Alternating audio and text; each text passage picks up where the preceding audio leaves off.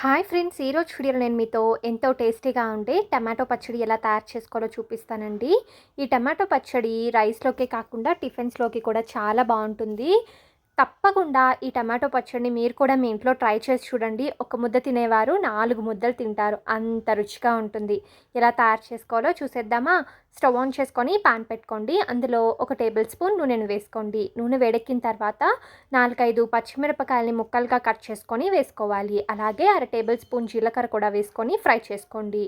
ఇప్పుడు ఇందులో 4 టమాటాలని ముక్కలుగా కట్ చేసుకొని వేసుకోవాలి. టమాటాలు పండినవైతే టేస్ట్ చాలా బాగుంటుంది.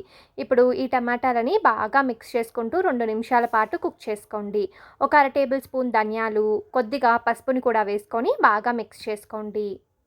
ధనియాలు వేసుకోవడం వల్ల ఫ్లేవర్ చాలా బాగుంటుంది. తప్పకుండా ఒక 1/2 టేబుల్ స్పూన్ వరకు ధనియాలని వేసుకోండి. ఇప్పుడు మూత పెట్టేసి మంటని లో టు మీడియం ఫ్లేమ్ పెట్టుకొని కుక్ చేసుకోండి. నేను ఒక 4 నిమిషాల తర్వాత మూత తెరిచి చూస్తున్నానండి. టమాటాలు అయితే ఒక 50% కుక్ అయిపోయాయి. ఇలా 50% కుక్ అయిన తర్వాత ఇందులో కరివేపాకు, అలాగే వెల్లుల్లి రెబ్బల్ని కూడా వేసుకొని బాగా మిక్స్ చేసుకోవాలి. ఇలా వీటన్నిటిని బాగా మిక్స్ చేసుకున్న తర్వాత ఒక మీడియం సైజ్ ఉల్లిపాయని ముక్కలుగా కట్ చేసుకొని వేసుకోండి. ఇప్పుడు వీటన్నిటిని ఒకసారి బాగా మిక్స్ చేసుకొని 3 నిమిషాల పాటు కుక్ చేసుకోవాలి. 3 నిమిషాల తర్వాత ఇందులో కొద్దిగా చింతపండుని యాడ్ చేసుకొని మిక్స్ చేసుకొని స్టవ్ ఆఫ్ చేసుకోండి. ఇప్పుడు ఈ మిశ్రమాన్ని పూర్తిగా చల్లారనివ్వాలి. ఇలా ఈ చల్లారిన ఈ మిశ్రమాన్ని ఒక మిక్సీ జార్లోకి తీసుకొని మెత్తగా గ్రైండ్ చేసుకోండి. ఇలా మెత్తగా గ్రైండ్ చేసుకున్న తర్వాత రుచికి సరిపడినంత ఉప్పు వేసుకొని మరొకసారి గ్రైండ్ చేసుకోవాలి.